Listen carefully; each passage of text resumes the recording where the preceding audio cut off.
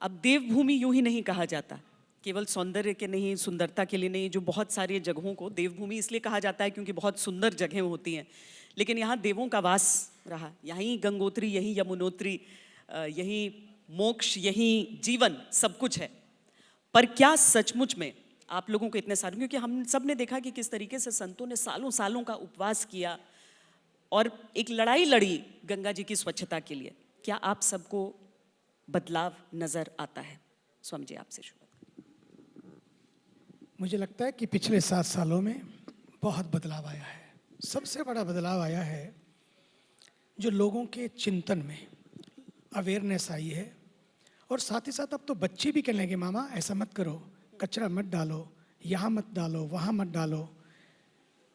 तो माँ कहती एक ही तो है, पर बच्चा बोलता है माँ आपके लिए भले ही एक है, लेकिन गंगा के लिए तो लाखों हो जाएंगे अगर एक एक करके डालेंगे। तो ये बहुत बड़ी बात है, पहला बदलाव। दूसरा बदलाव आया है कि गंगा के तटों को बहुत सुंदर बनाया जा रहा है।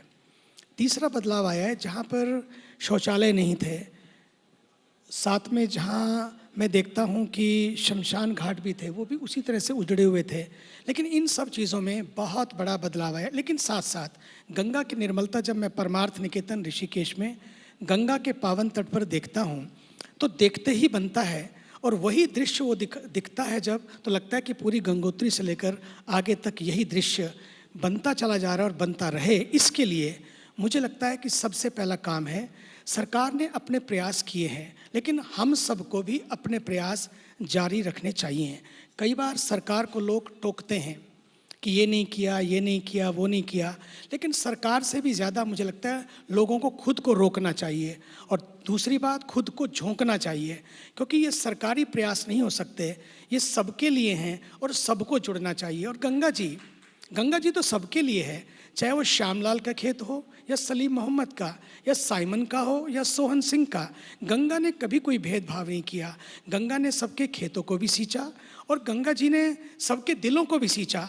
आप देखिए, कल शाम को जब हम लोग आरती कर रहे थे, या 2 सप्ताह पहले जब भारत के राष्ट्रपति जब वहाँ पधारे, जब वे वहाँ पर आरती कर रहे थे, उस दृश्य को देखकर लोगों ने मुझे जो कमेंट्स किए, जो लोगों ने मुझे बोला, उन्होंने कहा कि जिस देश का राष्ट्रपति गंगा के पावन तट पर अपनी भावनाओं को व्यक्त कर रहा हो इतनी विनम्रता से, कैसी होगी उस गंगा की दिव्य महिमा।